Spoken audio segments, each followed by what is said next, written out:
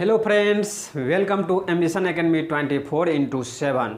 इस लेक्चर में आज हम लोग मैथमेटिकल टर्म्स कुछ है। नेक्स्ट वीडियो लेक्चर में हम लोग कुछ पढ़े थे मैथमेटिकल टर्म्स, और उसके बाद हम नेक्स्ट मैथमेटिकल टर्म्स के बारे में आज जानकारी प्राप्त करेंगे। और इस चैनल पर एम्बिशन एकेडमी 24x7 पर आप नए होंगे या किसी दोस्त के थ्रू आपको वीडियो मिला होगा वीडियो लेक्चर, तो आप उस चैनल को एम्बिशन एकेडमी 24x7 को सब्सक्राइब कर दीजिएगा, और सब्सक्राइब के साथ बेल आइकन घंटी होगा उसको प्रेस कर दीजिएगा, ताकि कोई भी वीडियो हम अपलोड करूँ अपने चैनल पर एम्बिशन एकेडमी 24x7 पर वैसे ही आपको नोटिफिकेशन मिल जाए।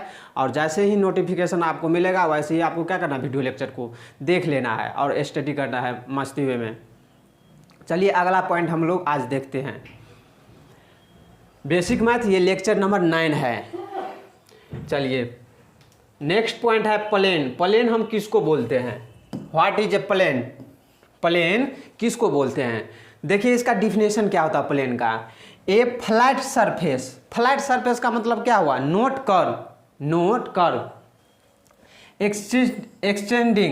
Extending in all directions if a straight line joining any two points on a surface lies completely on it, then the surface is a plane। किसी भी surface को हम plane कब बोलेंगे? जैसे ये मेरा एक सतह, हाथ का ये सतह, ये क्या है? सरफेस है। तो ऐसा सरफेस, वैसा सरफेस को हम प्लेन बोलेंगे जब उस पर दो पॉइंट लेंगे। किसी भी सरफेस को प्लेन तब ये हम बोलेंगे जब उस प्लेन पर दो पॉइंट लेंगे। उस दो पॉइंट से जो लाइन सेगमेंट बनेगा, लाइन बनेगा, वो लाइन कंप्लीटली लाई करना चाहिए वो सरफेस पे। तो उस सरफेस को हम लोग क्या बोलेंगे? प्लेन बोलेंगे। देखिए मेरा ये सतह जो है, दो पॉइंट कहीं पर लेंगे, दो पॉइंट कहीं पर लेंगे, उस पॉइंट से एक लाइन सेगमेंट तैयार करेंगे। तो ये लाइन कंप्लीटली इस सरफेस को नहीं करेगा। क्यों?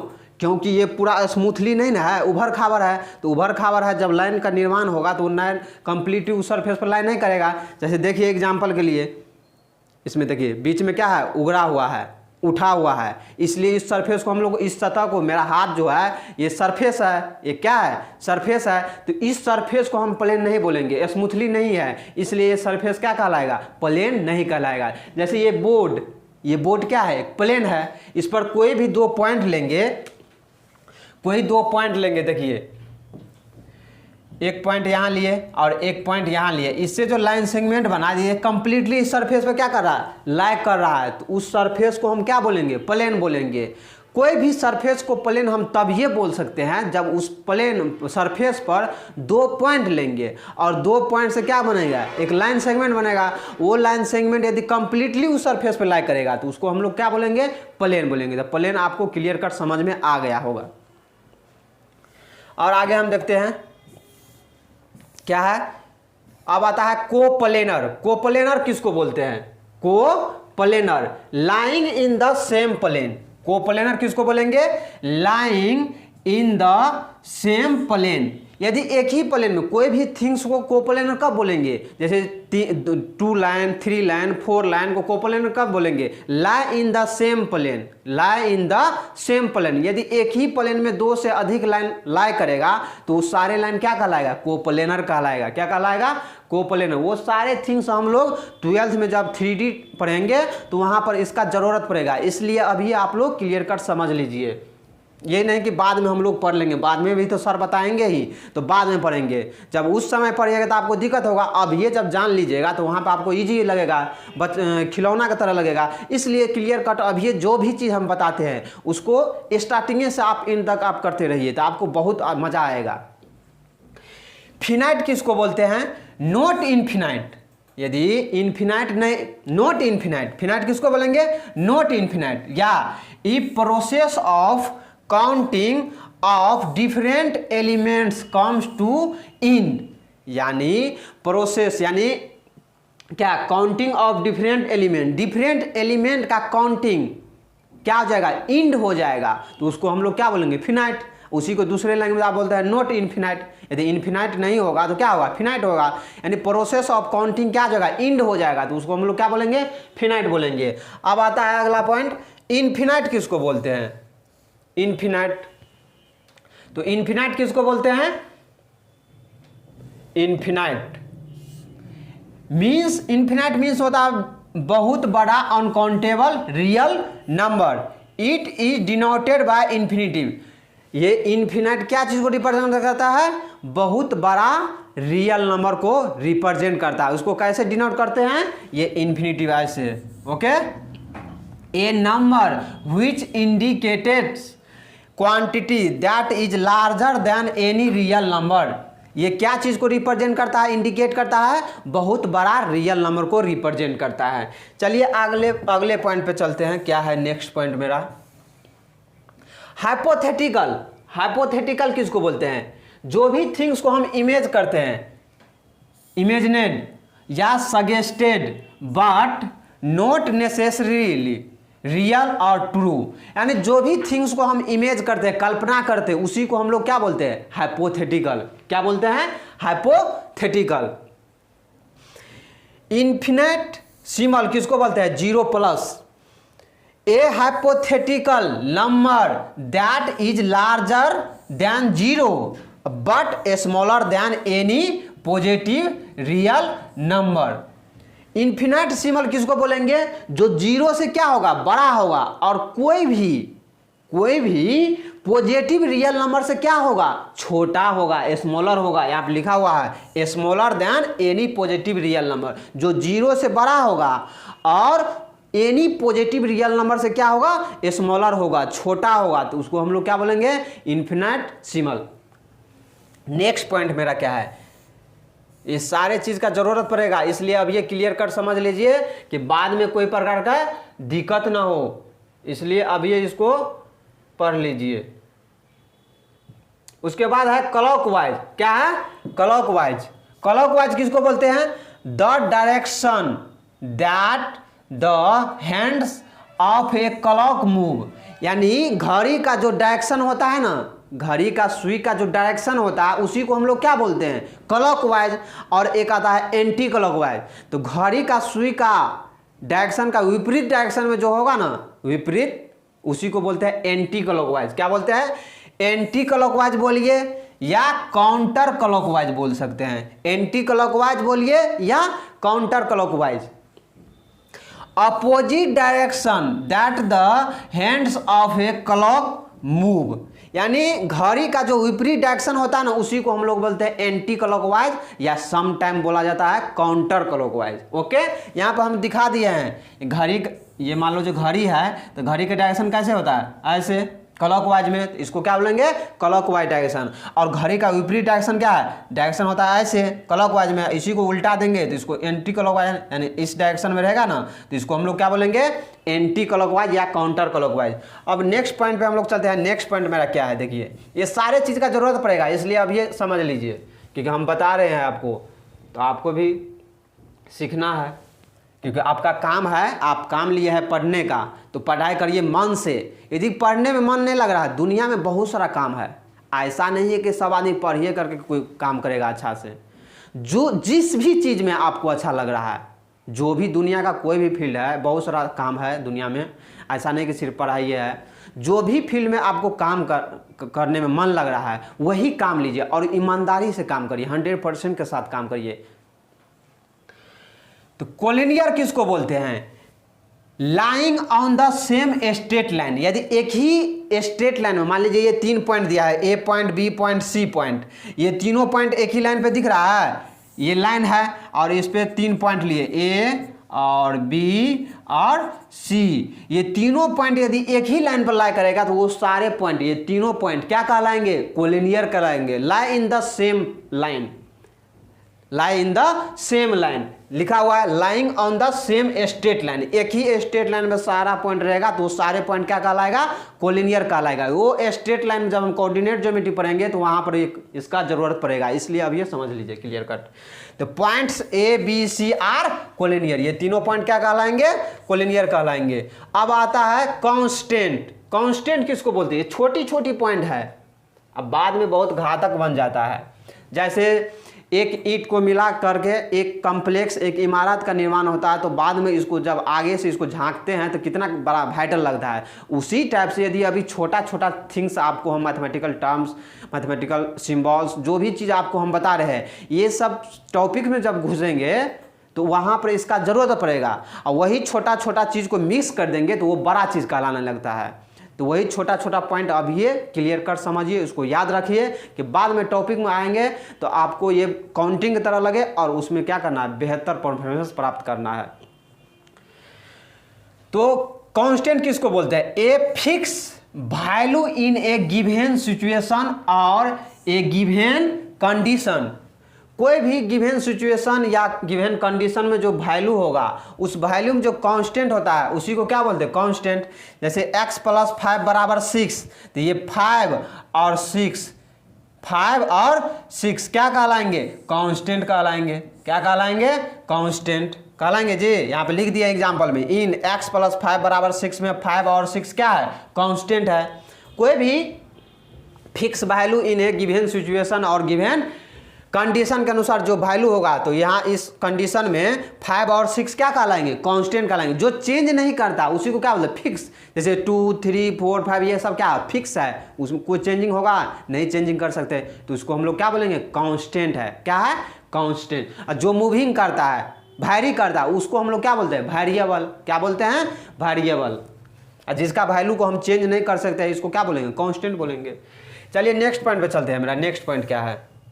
बहुत छोटी छोटी पॉइंट हम आपको बताते हैं, इसलिए आपको कहीं दिक्कत नहीं होगा। आप स्टार्टिंग से लेकर के इन तक मेरे साथ आप बने रहिए, बहुत मज़ा आएगा मैथमेटिक्स में, क्योंकि हम बताते ही हैं 0 लेवल से और IT लेवल तक ले जाते हैं, पूरा हाई लेवल तक। आपका जो एम होगा वहाँ तक आपको लेकर के जा करके छोड़ेंगे। आर्बिट्री कांस्टेंट क्या होता है? वो भी एक कांस्टेंट है। आर्बिट्री कांस्टेंट क्या है? एक कांस्टेंट है, एक विशेष टाइप का कांस्टेंट है। An arbitrary constant is a constant whose value could be assumed to be anything which not depend on variable in equation और एक्सप्रेशन। किसी भी इक्वेशन और एक्सप्रेशन पर ये डिपेंड नहीं करता है। यानी कोई भी जो वैल्यू होगा ना, उसको मान लेते हैं कि इतना होगा, तो उस वैल्यू को क्या बोलते हैं? Arbitrary constant. जैसे 3c, तो ये क्या है? कांस्टेंट है। इसी को हम इसको मान लेते हैं के, एज्यूम कर लेते हैं, तो इसी को क्या बोलेंगे? Arbitrary constant. यहाँ पे लिखा हुआ a arbitrary constant is a constant whose value could be assume to be anything. किसी भी थिंग को एज्यूम कर लेंगे तो इसको हम लोग क्या बोलेंगे? Arbitrary constant. क्या बोलेंगे? Arbitrary constant. अब आता है पैरामीटर। क्या होता है?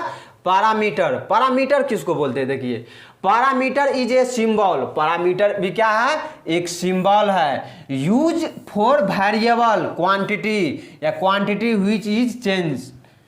पैरामीटर क्या है? एक वेरिएबल है जो अपने वैल्यू के अनुसार ये क्या करता है? चेंज करता है, तो उसको हम लोग क्या बोलेंगे? पैरामीटर बोलेंगे, जो चेंज करता है। एग्जाम्पल के लिए इसको देखिए, एग्जाम्पल से क्लियर कर समझिए पैरामीटर किसको बोलते हैं। एक एग्जाम्पल दिया है, if speed of A car, if speed of A car changing with time, time के अनुसार कार का स्पीड क्या होता है? चेंज होता है। Then if we represent speed by symbol v, जो भी कार का स्पीड होगा उसको हम मान लिए v से, then it is a parameter कहलाएंगे। टाइम के अनुसार स्पीड क्या होता है? कार में चेंज होता है, तो उस कार का वेलोसिटी को हम v मान लिए, तो v क्या कहलाएगा? वेरिएबल कहलाएगा। क्या कहलाएगा? वेरिएबल। तो जान गए होंगे वेरिएबल किसको बोलते हैं। अब आता है वेरिएबल। क्या आता है? वेरिएबल। वेरिएबल क्या होता है? एक क्वांटिटी दैट कैन चेंज और दैट में टेक ऑन डिफरेंट वैल्यूज।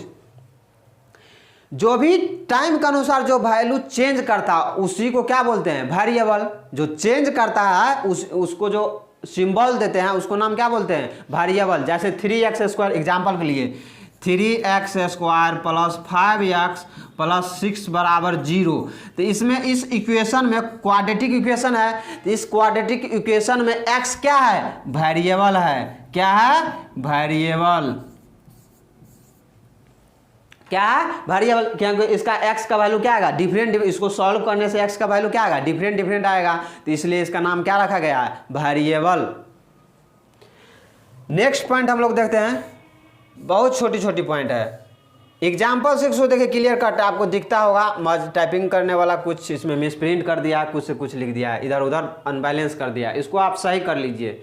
हम लिखते हैं क्या है? 5 मत ये सिंबल लाइए पहले, उसके बाद लिखाएगा। क्या है? 5x माइनस 6 बराबर 7 है। 5x माइनस 6 बराबर 7। x को क्या बोलेंगे? वेरिएबल बोलेंगे। x को क्या बोलेंगे? वेरिएबल। x को बोलेंगे वेरिएबल। ये 5 को क्या बोलेंगे? कोफिशिएंट। क्या बोलेंगे? कोफिशिएंट। क्या बोलेंगे? कोफिशिएंट। 5 को क्या बोलेंगे? कोफिशिएंट। और ये 6 और ये 7 को क्या बोलेंगे? कांस्टेंट। क्या बोलेंगे? कांस्टेंट। क्या बोलेंगे? कांस्टेंट। और इसको क्या बोलेंगे? ये माइनस को ऑपरेटर। क्या बोलेंगे? ऑपरेटर। ऑपरेटर बोलेंगे। OPERATOR operator. और इसको क्या बोलेंगे? कोफिशिएंट। इसको बोलेंगे 5 को कोफिशिएंट, x को बोलेंगे वेरिएबल, और माइनस को क्या बोलेंगे? ऑपरेटर। जब दो थिंग्स को टर्म को क्या करता है? सेपरेट करता है, तो इसको लोग क्या बोलते हैं? ये ऑपरेटर बोलते हैं। क्या बोलते हैं? ऑपरेटर। ये 6 और 7 क्या कहलाएंगे? कांस्टेंट कहलाएंगे। तो आपको क्लियर कट समझ में आ गया होगा। किसी भी एक्सप्रेशन, किसी भी इक्वेशन में जो थिंग्स रहता है उसको हम क्या क्या बोलते हैं, क्या क्या बोल सकते हैं। तो 5 को बोलते हैं कांस्टेंट कोफिशिएंट, x को बोलते हैं वेरिएबल, और माइनस को बोलते हैं ऑपरेटर, और 6 और 7 क्या है? कांस्टेंट कहलाएंगे। अब आते हैं हम डिपेंडेंट वेरिएबल किसको बोलते हैं। इसको आप सही कर लीजिएगा। इसको जो एक गलत इधर उधर लिख दिया, हम बता दिए हैं। डिपेंडेंट वेरिएबल किसको बोलते हैं? देखिए बाबू, डिपेंडेंट वेरिएबल। डिपेंडेंट वेरिएबल किसी पे क्या रहता है? डिपेंड रहता है, इसको क्या बोलेंगे? डिपेंडेंट। और किसी पे डिपेंड नहीं रहता, इसको बोलते हैं इंडिपेंडेंट। तो डिपेंडेंट वेरिएबल क्या था? A variable that depends on one और मोर अदर वेरिएबल। एक से अधिक पे क्या होता है? डिपेंड करता है, तो उसको हम लोग क्या बोलते हैं? Dependent variable. एग्जाम्पल से क्लियर कट आपको समझ में आएगा। देखिए ये इक्वेशन दिया हुआ है, y बराबर 5x माइनस 3। यहां से क्लियर कर समझ में, ये इक्वेशन है। ये क्या है? इंडिपेंडेंट वेरिएबल, ये है डिपेंडेंट वेरिएबल। y बराबर 5x माइनस 3, y बराबर 5x माइनस 3 है। तो इस y बराबर 5x माइनस 3 में इंडिपेंडेंट वेरिएबल कौन होगा? इंडिपेंडेंट वेरिएबल क्या होगा? x होगा। x क्या होगा? Independent variable. और y क्या होगा? डिपेंडेंट वेरिएबल क्या होगा? x का डिफरेंट डिफरेंट वैल्यू रखने से y का वैल्यू क्या आएगा? डिफरेंट डिफरेंट आएगा। तो y किस पर डिपेंड कर रहा है? x पर। तो x हो गया इंडिपेंडेंट और y हो गया डिपेंडेंट। तो x क्या हो गया? इंडिपेंडेंट, y हो गया इंडिपेंडेंट डिपेंडेंट। और x बराबर 2 माइनस 3 TQ। ये क्या है? x बराबर 2 माइनस टी का पावर q। तो यहां पर t क्या होगा? इंडिपेंडेंट होगा, और x क्या होगा? डिपेंडेंट होगा। क्या होगा? यहां पर लिख दिया, t हो गया इंडिपेंडेंट, x हो गया डिपेंडेंट। और ये है z बराबर 3x square minus y q, y का पावर q। तो यहां पर x और y क्या हो गया? x y हो गया इंडिपेंडेंट, एक्स वाई क्या हो गया? इंडिपेंडेंट। और जेड क्या हो गया? जेड हो गया डिपेंडेंट। तो किसको डिपेंडेंट बोलते हैं, किसको इंडिपेंडेंट बोलते हैं, वो आपको समझ में क्लियर कट आ गया होगा। नेक्स्ट पॉइंट चलते हैं, इंडिपेंडेंट वेरिएबल। अभी एग्जाम्पल से आपको क्लियर कट समझ में आ गया होगा किसको बोलते हैं। A variable in an equation that may have its value freely chosen without considering values of any other variables. यानी इंडिपेंडेंट किसको बोलते हैं, डिपेंडेंट किसको बोलते हैं, आपको समझ में आ गया होगा। जो किसी पर डिपेंड करता है, जो किसी पर डिपेंड करता है उसको बोलते हैं इंडिपेंडेंट, जो किसी पर डिपेंड नहीं करता उसको बोलते हैं, क्या बोलते हैं, डिपेंडेंट। ओके, नेक्स्ट पॉइंट देखिए क्या है। अब बता कॉरस्पॉन्डिंग, कॉरस्पॉन्डिंग किसको बोलते हैं, two features that are situated, two features that are situated the same way in different objects. तो कॉरस्पॉन्डिंग क्या बोलेंगे, देखिए ये 3x माइनस 2 बराबर 0 है, 3x माइनस 2 बराबर 0, तो कॉरस्पॉन्डिंग टर्म ऑफ 7x, दो क्या रहेगा, फीचर रहेगा, दो फीचर सिचुएटेड रहेगा same way and different objects के लिए। तो यहाँ पर सेकेंड टर्म, ये इक्वेशन और इस इक्वेशन दोनों में सेकेंड टर्म क्या है, सेम है।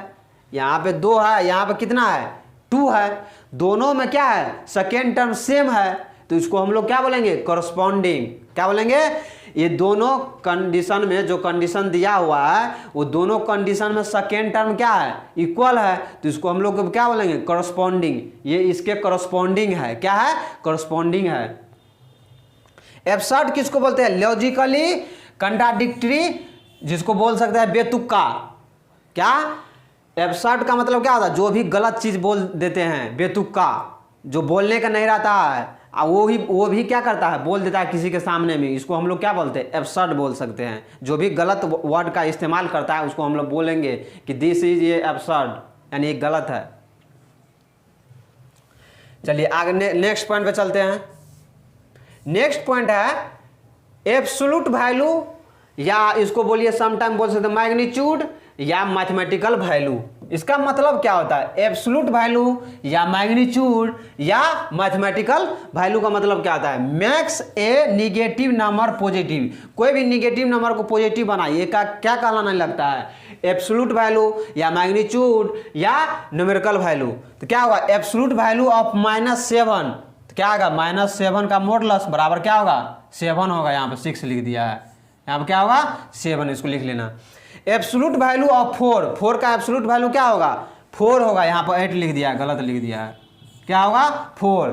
Absolute value, magnitude, mathematical value, तीनों का मीनिंग क्या होता है, सेम। बोलने का तरीका क्या है, अलग अलग है, वर्ड का नेमिंग क्या है, अलग अलग है, बोलने का तरीका अलग है, मीनिंग तीनों का क्या होता है, सेम होता है। किसी भी नंबर का, किसी भी क्वांटिटी का यदि एब्सोल्यूट वैल्यू निकालना रहेगा तो उसको मोड करके उसका जो वैल्यू होगा वो कहलाएगा एब्सोल्यूट वैल्यू।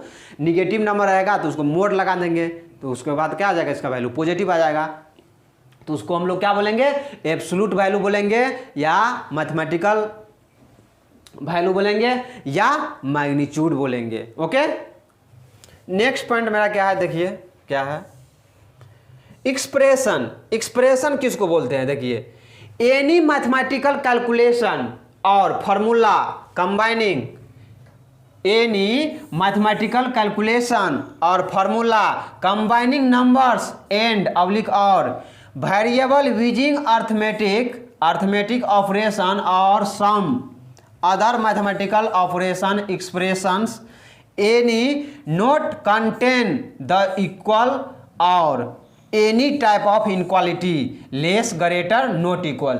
यदि कोई भी एक्सप्रेशन में equal to, less, greater, not equal hold नहीं करेगा तो उसको हम लोग क्या बोलेंगे, एक्सप्रेशन को, मैथमेटिकल टर्म्स को क्या बोलेंगे, मैथमेटिकल कैलकुलेशन और फार्मूला कंबाइनिंग नंबर एंड और वेरिएबल यूजिंग अर्थमेटिक ऑपरेशन और some other mathematical operation expression में नोट कंटेन, यानी जो भी मैथमेटिकल एक्सप्रेशन टर्म रहेगा वो equal to, less, greater, not equal hold नहीं करेगा तो उसको हम लोग क्या बोलेंगे, एक्सप्रेशन बोलेंगे। क्या बोलेंगे, जैसे एग्जांपल के लिए 3x - 2 ये क्या है, एक्सप्रेशन है।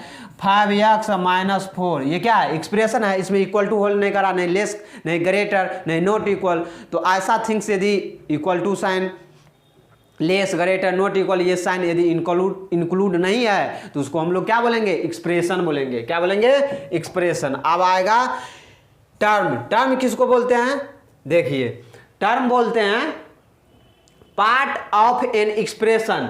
कोई भी एक्सप्रेशन के पार्ट को हम लोग क्या बोलेंगे, टर्म बोलेंगे। एक्सप्रेशन और series separated by plus minus signs और the part of a sequence separated by commas. देखो टर्म किसको बोलेंगे, एक्सप्रेशन इसको बोलेंगे। एग्जाम्पल से क्लियर कर समझिए, अब बता भी दिए थे example, 3t² minus 3xy plus 5, तो ये क्या कहलाएगा, एक्सप्रेशन कहलाएगा। और इधर 3t² 3xy अब 5, ये क्या कहलाएंगे, टर्म। टर्म क्या होता है, प्लस माइनस से जो भी थिंग्स सेपरेट रहता है तो उसको हम लोग क्या बोलते हैं, टर्म बोलते हैं। क्या बोलते हैं, टर्म। जैसे 5 माइनस 3t, 5 माइनस 3t बटा x², 5 माइनस 3t अपॉन क्या, x² माइनस b²। तो इसमें क्या है, 5 3t x² एंड b² क्या है, टर्म है। क्या है, टर्म है। नेक्स्ट पॉइंट पे हम लोग चलते हैं। तो एक्सप्रेशन और टर्म किसको बोलते हैं आप लोग जान गए होंगे। अब आता है इक्वेशन। इक्वेशन किसको बोलते हैं, a mathematical sentence build from expressions using equal sign only satisfy by some particular value. यानी इक्वेशन किसको बोलेंगे, इक्वेशन किसको बोलेंगे, ऐसा एक्सप्रेशन जिसमें इक्वालिटी होल्ड करता हो, ऐसा इक्वेशन जिसमें इक्वालिटी होल्ड करता हो और साथ में सम पार्टिकुलर वैल्यू को क्या करेगा, सेटिस्फाई करेगा। लिखा हुआ है इसमें satisfying bye some particular value, यानी कुछ ही वैल्यू क्या करेगा, सेटिस्फाई करेगा। तो इसको हम लोग क्या बोलेंगे, इक्वेशन बोलेंगे। एक आता था आइडेंटिटी। क्या होता है, आइडेंटिटी। आइडेंटिटी क्या होता है, सभी वैल्यू को सेटिस्फाई करता है तो उसको आइडेंटिटी बोलते हैं। और जो कुछ ही वैल्यू को सेटिस्फाई करता है उसको हम इक्वेशन बोलेंगे। और इक्वेशन पता करने के लिए क्या है, ऐसा एक्सप्रेशन जिसमें इक्वालिटी होल्ड करेगा उसको हम क्या बोलेंगे, इक्वेशन बोलेंगे। और कुछ ही वैल्यू को सेटिस्फाई करेगा तब इसको इक्वेशन बोलेंगे। तो इक्वेशन आपको समझ में आ गया। जैसे 1/t बराबर t + 2, 5x - 3y = 2, ये दोनों इक्वेशन में क्या इक्वालिटी होल्ड कर रहा है। तो इस इक्वालिटी को और कुछ ही वैल्यू उसको क्या करेगा, सेटिस्फाई करेगा। तो इसको हम लोग क्या बोलेंगे, इक्वेशन बोलेंगे। नेक्स्ट पॉइंट है, देखिए क्या है, बहुत छोटी छोटी पॉइंट आपको सारा चीज हम बता रहे हैं। ऐसा कोई टीचर आपको ऐसा नहीं बताएगा। जिस तरीका, जिस सिस्टमेटिक, जिस नियम के साथ हम बता रहे हैं ऐसा कोई टीचर आपको नहीं बताएंगे। कंडीशनल स्टेटमेंट किसको बोलते हैं, कंडीशनल स्टेटमेंट किसको बोलते हैं, if statements containing if ... then it is called conditional statement. Conditional statement किस होता है, ऐसा स्टेटमेंट जिसमें इफ भी हो और देन भी रहो। इफ और देन दोनों इंक्लूड है, ऐसा सेंटेंस जिसमें स्टार्टिंग में इफ और मिडिल में देन का वर्ड का यदि यूज किया है सेंटेंस में तो उस सेंटेंस का नाम क्या होगा, कंडीशनल स्टेटमेंट। क्या होगा, कंडीशनल स्टेटमेंट। जैसे एग्जांपल के लिए, इफ t² - 5t + 6 = 0 इज क्या है, क्वाड्रेटिक इक्वेशन है, देन तब it's roots are x = 2 and 3 होगा। तो इस स्टेटमेंट को क्या बोलेंगे, कंडीशनल स्टेटमेंट बोलेंगे। क्या बोलेंगे, कंडीशनल स्टेटमेंट बोलेंगे। क्यों बोलेंगे कंडीशनल स्टेटमेंट, क्योंकि इस स्टेटमेंट में इफ का भी यूज किया गया है और देन का भी यूज किया गया है, इसलिए इसका नाम है conditional statement. Okay, next example है, if today is a Sunday, if today is Sunday then Ram goes to cinema hall. तो इसमें इफ का ये सेंटेंस है और इसमें इफ का भी यूज किया गया है और देन का भी यूज किया गया है, तो ये सेंटेंस को हम लोग क्या बोलेंगे, कंडीशनल स्टेटमेंट। नेक्स्ट मेरा पॉइंट क्या है, देखिए क्या है। अब बता, हाइपोथेसिस। हाइपोथेसिस किसको बोलते हैं, सेंटेंस आफ्टर इफ। ऐसा सेंटेंस को हम हाइपोथेसिस बोलेंगे। Sentence after if and before then if conditional statement, यानी कोई भी कंडीशनल स्टेटमेंट को इफ से पहले, आफ्टर यानी इफ के बाद और देन के पहले जो सेंटेंस होता है उस सेंटेंस को हम लोग क्या बोलते हैं, हाइपोथेसिस बोलते हैं। इफ और देन के बीच में जो सेंटेंस होता है उस सेंटेंस को हम लोग बोलते हैं हाइपोथेसिस। क्या बोलते हैं, हाइपोथेसिस। जैसे एग्जांपल के लिए, फॉर एबव एग्जांपल जो दिए थे उसी में t² - 5t + 6 = 0 is a quadratic equation, is a hypothesis. क्या होगा? हाइपोथेसिस, क्योंकि इफ और देन का ये सेंटेंस है, तो इस सेंटेंस का नाम क्या होगा? Hypothesis. Today is a Sunday, is क्या होगा? हाइपोथेसिस होगा, क्योंकि today is a Sunday above जो एग्जांपल हम दिए थे, तो इफ और देन का मिडिल सेंटेंस क्या था? टुडे इज ए संडे, तो टुडे इज संडे क्या हो जाएगा? हाइपोथेसिस। तो आपको क्लियर कट समझ में आ गया होगा हाइपोथेसिस किसको बोलते हैं। नेक्स्ट है कंक्लूजन। क्या है? कंक्लूजन। कंक्लूजन किसको बोलते हैं? Sentence after then in conditional statement में देन के बाद जो भी सेंटेंस होगा ना, इसको हम लोग क्या बोलेंगे? कंक्लूजन बोलेंगे। Sentence after then in conditional statement, कोई भी कंडीशनल स्टेटमेंट के बाद, देन के बाद क्या इसको बोलेंगे? कंक्लूजन बोलेंगे। इफ और देन के बीच में जो सेंटेंस होता है कंडीशनल स्टेटमेंट में, उसको हम लोग वो क्या बोलते हैं? हाइपोथेसिस। और देन के बाद जो सेंटेंस होता है कंडीशनल स्टेटमेंट में, उसको हम लोग बोलते हैं कंक्लूजन। फॉर एबव एग्जांपल्स आप लोग क्लियर कर समझिए। Its roots are x = 2 and 3, उसको हम क्या बोलेंगे? कंक्लूजन, क्योंकि देन के बाद ये सेंटेंस कहाँ था? कंडीशनल स्टेटमेंट में लिखा हुआ था, तो उसको हम लोग क्या बोलेंगे? क्या बोलेंगे? Conclusion. Ram goes to cinema hall, ये क्या कहलाएंगे? कंक्लूजन, क्योंकि कंडीशनल स्टेटमेंट का देन के बाद का ये सेंटेंस है, तो उस सेंटेंस को हम लोग क्या बोलेंगे? कंक्लूजन। नेक्स्ट क्या है? नेक्स्ट है कन्वर्स। कन्वर्स समझिए किसको बोलते हैं? Statement formed by the formed interchanging कि इसको लाते हैं, ये इसको लाते हैं।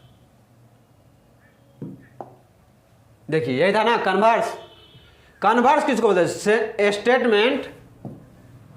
Statement formed by interchange hypothesis a conclusion of conditional statement is called its converse. यानी कंडीशनल स्टेटमेंट को हाइपोथेसिस और कंक्लूजन को आपस में इंटरचेंज करेंगे, तो उसको हम लोग क्या बोलेंगे? कन्वर्स। क्या बोलेंगे? Converse. If x² - 5x + 6 = 0 is a quadratic equation, then its roots are x = 2 and 3। तो इसको क्या बोलेंगे? इसको जो आपस में इंटरचेंज करेंगे, आपस में क्या करेंगे? हाइपोथेसिस और कंक्लूजन को आपस में इंटरचेंज करेंगे, तो वो सेंटेंस क्या कहलाएंगे? कन्वर्स कहलाएंगे। क्या कहलाएंगे? कन्वर्स। नेक्स्ट देखिए कन्वर्स। इस इक्वेशन का कन्वर्स क्या हो जाएगा?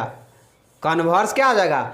If roots are x = 2 and 3 then x² - 5x + 6 = 0 quadratic equation. इसी को उल्टा दिए हैं, पहले था क्वाड्रेटिक इक्वेशन, इसके बाद रूट्स था, यहाँ पहले रूट्स इसके बाद क्वाड्रेटिक इक्वेशन, तो ये क्या कहलाएंगे? कन्वर्स कहलाएंगे। इस इक्वेशन का यानी स्टेटमेंट का क्या कहलाएंगे? कन्वर्स।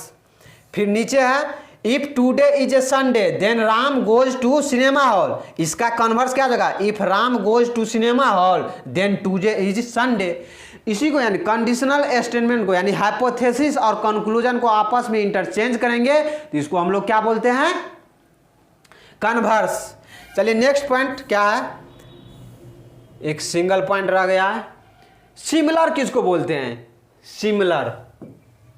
सिमिलर किसको बोलते हैं? Two figures are similar if having same shape, जिसका आकार क्या होगा? सेम होगा।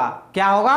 सेम होगा। शेप का मतलब क्या होता है? आकार। जिसका आकार सेम होगा जिसको हम लोग क्या बोलेंगे? सिमिलर। आप लोग बिलोमैट्रिक, बिलोमैट्रिक का मतलब क्या होगा? 10 से नीचे वाले को हम बिलोमैट्रिक बोलते हैं। तो बिलोमैट्रिक में आप लोग 9th 8th में पढ़े होंगे सिमिलर, जिसको हिंदी में बोलते हैं समरूप। क्या होता है? बोलते हैं समरूप। तो सिमिलर, दो थिंग्स को सिमिलर कब बोलेंगे? जब इसका शेप क्या होगा? सेम होगा। शेप क्या होगा?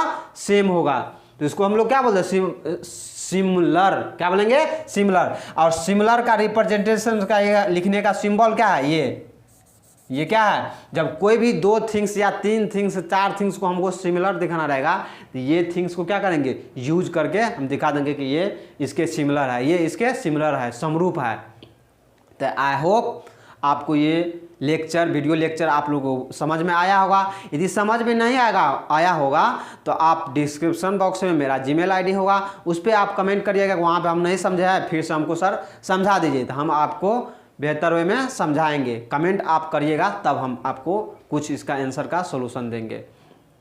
तो आज के लिए इतना ही, और इस चैनल पर आप यदि नए होंगे तो इस चैनल को आप सब्सक्राइब कर दीजिएगा और बेल आइकन घंटी को प्रेस कर दीजिएगा और लाइक शेयर और कमेंट भी कर दीजिएगा, तब ना हमको मज़ा आएगा। जब आप लाइक शेयर और सब्सक्राइब नहीं करिएगा, कमेंट नहीं करिएगा, तो हमको पता ही नहीं चलेगा कि मेरा वीडियो क्या परफॉर्मेंस है, नहीं है, अच्छा है कि नहीं है। तो जब तक आप कमेंट नहीं करिएगा तब तक हमको पता नहीं चलेगा।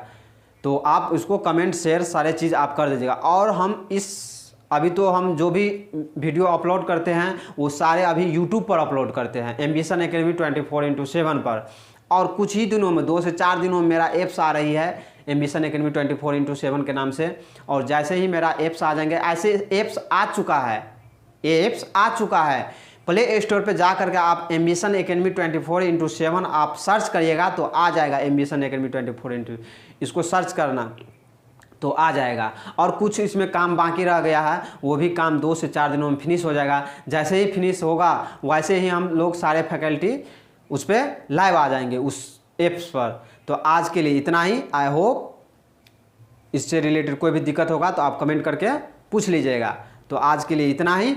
Okay, bye.